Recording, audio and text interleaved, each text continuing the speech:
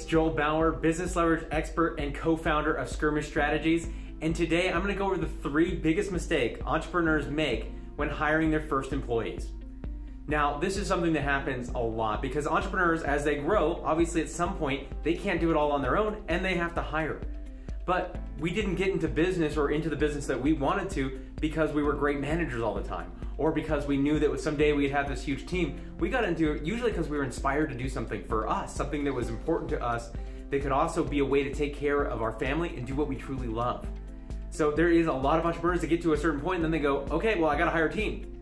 They weren't trying to build the skills necessary to get there. And that comes to our first point. That is, you have to have a business that is ready to have a new employee. That doesn't mean that you've been running around just trying to put out all the fires and then suddenly someone else is gonna come put out fires with you. If you do that, you basically have 2 people that are very chaotic, a stressful job for your employee, a stressful job for yourself, and quite honestly, they're not as invested as you are. So you'll find them actually not putting the fires out. You'll find them just kind of sweeping them under the rug when you find out there's a problem later. You actually have to structure your business, figure out what you really need, what's important to your business, and what really can be done consistently to take off a lot of the stress off of your plate so you can get onto the things that matter most in your business.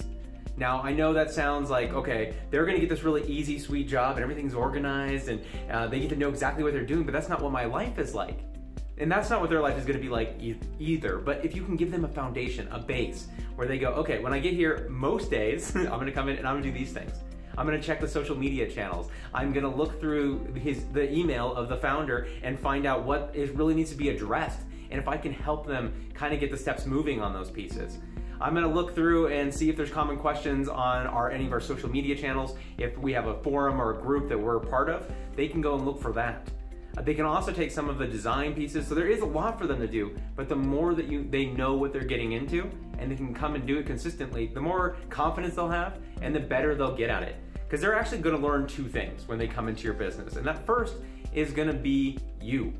What do you like? What do you need? How do they please you? How do they make what they're doing actually fit your business? And you've gotta teach them that. So that takes us naturally onto our next piece, which is learning curve. We miss it all the time. You know, just like when we come into the business, we think that they should run like us. We don't really give time for learning curve because we didn't have time for it. But when you're hiring a new employee, they have to have that space. That first part, knowing you, knowing what you like, how to please you, that's the first part of the learning curve.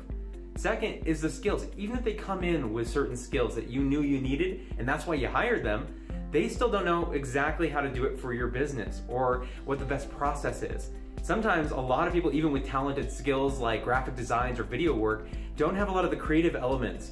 And even if they did, their vision of what it should look like is gonna be so much different than yours. So when someone comes in, give them time to learn about you. Give them time to learn about your business. Give them time to learn their skill or their abilities or what the job you're having them do, and in a way that actually moves your business forward and makes you excited to work with an employee. So that is the first 2. The last one is really not about them. It's not even about the hiring process. It actually comes, I think, before. I think when you start to think that, hey, I need someone soon. I'm gonna have to get that first employee. I'm gonna have to hire someone. I can't do all of this myself. I'm running out of time. And you start to get to that early thought. A lot of people say, okay, they're just gonna run and they're gonna finally hit the wall and then they're gonna hire someone. Well, if you knew earlier, if you could feel that pressure coming on, you should have started something that's really important, is building your skills as a manager. What does it take to be a really great manager? How does the hiring process look like so you can select someone that would fit your style of management? What is your style of management? Do you even know? Is it really you want that seat of the pants, excitement for it, and you're hoping that someone's just gonna fill in there? That's gonna be a long hiring process, I can tell you. But if you can find someone to start getting some of the stuff off your plate, you'll open up, you'll be able to structure your business in a different way, you'll see it in a different light, and you don't have to go running around putting all those fires out anymore. So those are the 3 main pieces. Those are the mistakes I see all the time with businesses that are hiring for the first time and thinking they're just gonna get, they're just gonna take exactly what they're doing and they're just gonna give it to someone and that's gonna be it. I've seen that happen very, very, very, very rarely. It just doesn't. It's what I wanted. It's like, great. I am doing this and now I can't do as much of it because I have this other thing I have to do and this other thing and this other thing. Wouldn't it be great if someone just did this?